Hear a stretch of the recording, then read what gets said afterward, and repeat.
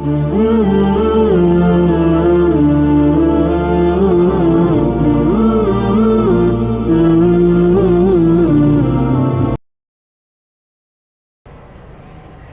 صل على سيدنا محمد وعلى آل سيدنا محمد وصلی علیہ.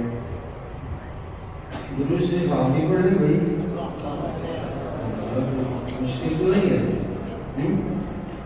نعت خان نے جب پیارے پیغمبر صلی اللہ تعالیٰ علیہ وسلم کا بار بار نام لیا اور مصطفیٰ کا لفظ آئے تو آدمی کی زبان ہم بڑے افسوس کی بات کرتے ہیں، اس لیے کہ پیارے نبی صلی اللہ تعالیٰ علیہ وسلم نے فرمایا کہ جانتے ہو بخیل کون ہوتا ہے؟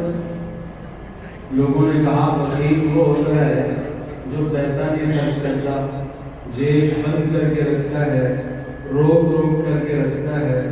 فرمایا نہیں، اصل بخیل وہ ہے جس کے سامنے میرا نام آئے اور اس کی زبان صلی اللہ علیہ وسلم کے لیے حرکت نہ کرے. آگے آ جاؤ، ایک بزرگ آگے آ جاؤ، مل کے بیٹھو. دینی مجلس کا تقاضا ہوتا ہے مل کر بیٹھنا، جم کر بیٹھنا، شوق سے بیٹھنا، توجہ سے بیٹھنا، رغبت سے بیٹھنا، عمل کی نیت سے بیٹھنا، یہ اس مجلس کے تقاضے ہوتے ہیں. تو اب بتاؤ صلی اللہ علیہ وسلم، جب نبی اکرم صلی اللہ علیہ وسلم کا نام آئے گا تو کون کون کہے گا بھائی صلی اللہ علیہ وسلم؟ ایک مرتبہ ایسی مجلس میں صلی اللہ علیہ وسلم کہنا واجب ہے، نہیں کہیں گے تو گناہگار ہوں گے. صلی اللہ علیہ وسلم. تو جو کوتاہی ہم سے ہو گئی ہے کہ رسول اکرم صلی اللہ تعالیٰ علیہ وسلم کا نام نامی کتنی مرتبہ گزرا سنا، لیکن ہم نے صلی اللہ علیہ وسلم نہیں کہا. اگر سبحان اللہ، الحمدللہ، ماشاء اللہ آپ نہ کہیں تو نہیں گناہ ہوگا، لیکن محمد رسول اللہ صلی اللہ علیہ وسلم کا نام آئے اور ایک مرتبہ بھی صلی اللہ علیہ وسلم نہیں کہا تو پھر گناہ ہوگا. اس گناہ سے بچنا چاہیے نہیں بچنا چاہیے؟ چلو ماشاء اللہ. دوسری بات جو مجھے آپ سے عرض کرنی ہے وہ یہ عرض کرنی ہے، اللہ جل جلالہ نے قرآن کریم کی ایک سورت الحجر جو 14ویں پارے میں ہے، اور یہ سورہ مبارکہ کل 99 آیات پر مشتمل ہے اور یہ مکی سورت ہے.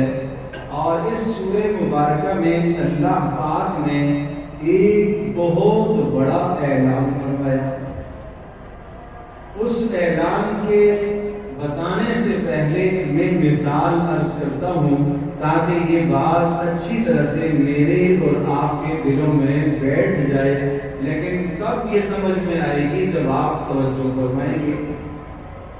ہم ایک ماحول اور معاشرہ تصور کریں، ایک سوسائٹی تصور کریں. اس سوسائٹی کے اندر دو قسم کے طبقے رہتے ہیں.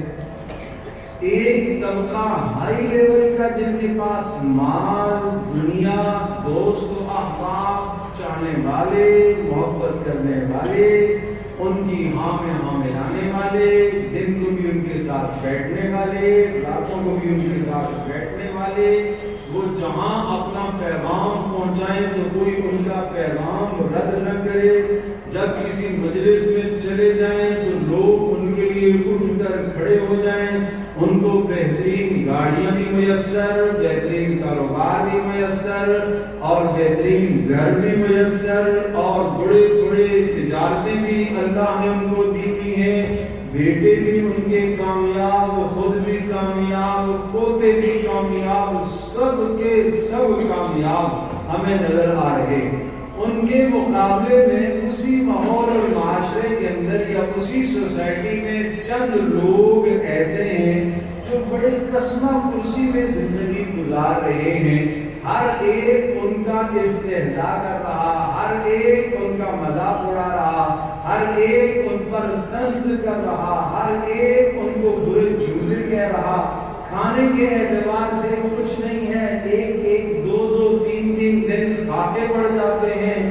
جوان ایسے ہیں کہ جنہوں کو گھروں سے نکال دیا گیا ہے، وہ کسی کمرے میں ایک گھر کے اندر جمع ہو کر سب آپس میں مل بیٹھ کر ایک دوسرے کے سامنے اپنا دکھ اور درد ظاہر کرتے ہیں۔ اور یہ جو زور آور لوگ ہیں، ان کا بس چل رہا ہے تو ان کی پٹائی بھی کرتے ہیں، رپورٹ بھی کروا دیتے ہیں، ذلیل کرنے کی بھی کوشش کرتے ہیں۔ اس سوسائٹی کے اندر جینے کا حق ان کو نہیں دیتے، اس سوسائٹی میں انہیں رہنے کا حق نہیں دیتے، اس سوسائٹی میں ان کے بچوں کی کوئی وقعت نہیں ہے۔ مجھے بتاؤ، اگر ہمارے ماحول اور معاشرے میں اس طرح سے ایک سوسائٹی کے اندر دو طبقے ہوں تو وہ کمزور طبقہ کیا سوچے گا، وہ کس طرح سے زندگی گزارے گا؟ نہ تو حکومت اس کی بات سننے کو تیار، نہ وہاں کا کوئی وڈیرا اس کی بات سننے کو تیار، نہ الیکشن میں جیتنے والا ان کی بات سننے کو تیار، نہ ہارنے والا ان کی بات سننے کو تیار۔ تو کیسے زندگی گزاریں گے؟ اس طرح کا ماحول آپ کو کہیں نظر آتا ہے؟ بتاؤ بھائی، آج کی اس دنیا میں ایسا ماحول کہیں نظر آتا ہے کہ ایک ہی سوسائٹی ہو اور اس میں اس طرح کے دو طبقے موجود ہیں؟ بولو بھائی، کہاں؟ چلو کوئی بات نہیں، آپ کو نظر نہیں آتا یہ ماحول محمد رسول اللہ صلی اللہ تعالی علیہ وسلم کے دور کا مکہ مکرمہ کا ماحول۔